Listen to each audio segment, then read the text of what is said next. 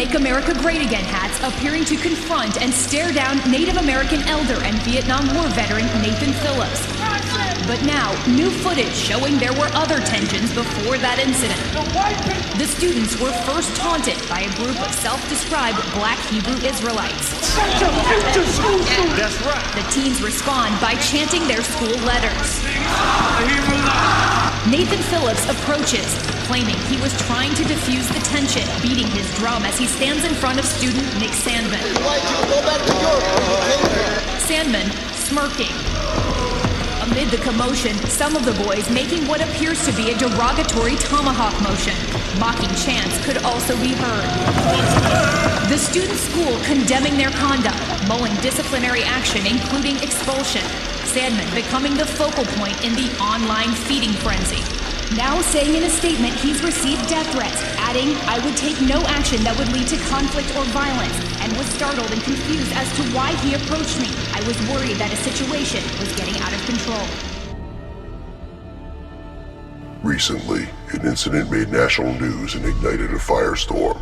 A video of a group of young boys wearing MAGA hats, standing face to face with an Indian, banging a drum, went viral with the headlines casting the narrative that these boys were attacking the Indian, a self-proclaimed Vietnam veteran, and attempted to intimidate him. These reports included a claim that the young boys were shouting "Build the Wall" and other so-called racist chants. Even people on the right joined in the attack on these boys, including Hugh Hewitt and Israeli neocon Ben Shapiro. Even the boys' own Catholic school issued a statement that they intended to expel the boys for this vile act. Soon, the full video was discovered showing what really happened. A group of young boys were patiently waiting for their bus when a black supremacist group known as the Black Israelites began attacking them with racial slurs and vile hatred.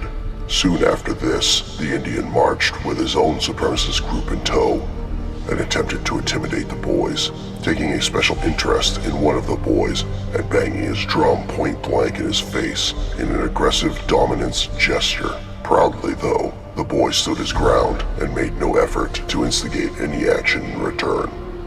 He simply stood there and looked on, stifling a smile into a smirk. All of this was soon confirmed by even more video from the incident going public and giving everyone who bothered to check multiple views, all corroborating the truth. The truth was now exposed to the masses, and the media, which had completely lied about what happened, issued non-retractions that merely ambiguously covered details. Many others in the media actually refused to issue retractions, and in fact doubled down and demanded violence against the boys, even calls for death.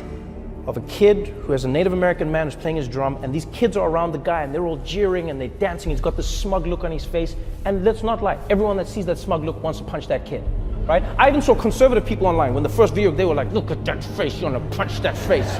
Look at that face, you wanna punch that face. The school was forced to close its doors for 3 days due to countless terrorist threats. Many of the boys were doxxed and their families received death threats. Compare this with an incident that happened in 2017 when 4 black teenage members of Black Lives Matter kidnapped a white autistic man, beat, tortured, and maimed him live on Facebook for hours.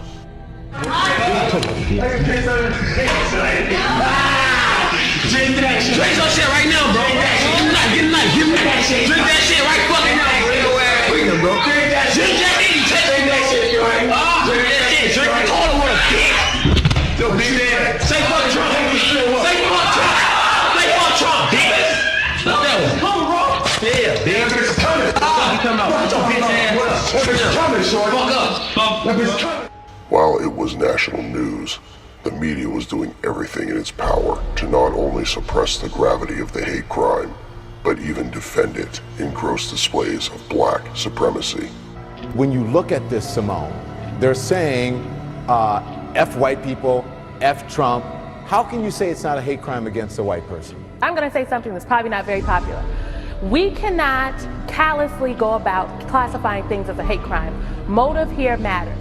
Even the black chief of police naturally covered for his own people by claiming what these teens did was merely an act of stupidity. Not that I'm aware of as far as any additional incidents, but I think that, like the commander said, I think some of it is just stupidity. You know, people just ranting about something that they think might make a headline. I don't think that at this point we don't have anything concrete to really point us in that direction, but we'll keep investigating and we'll let the facts guide us on how this concludes. Instead of disavowing their actions, he plays them off as just a bunch of kids who got carried away. This is a blatant display of how much hatred is being levied against white people. Never forget the reactions of these two cases. One good thing that did emerge from all this was the massive awakening of centrist white Americans. For the first time, those who believed that fake news was issued on both sides saw just how rabid the media bias is. For the first time, they saw a glimpse of the racism against white people in America. It was a massive red pilling. Many saw how easily these boys were slandered and attacked on a national level simply because they were white, and realized that this was a very real future for their own children. Others saw within themselves how easily they were willing to join in the lynch mob and disavow innocent boys who did nothing simply because they were white. I hope these individuals evaluate what programming in their life caused them to. And then we have the white boys themselves, an entire school, as a matter of fact. These young men have seen firsthand the racism against them that comes from forced integration, multiculturalism, and how bad those who control the media hate them. These boys are destined to be a generation of white nationalists who will give our nation a hope for tomorrow. Ponder these words as you follow me on all social networks in the description. And remember, watch from the shadows and see the truth.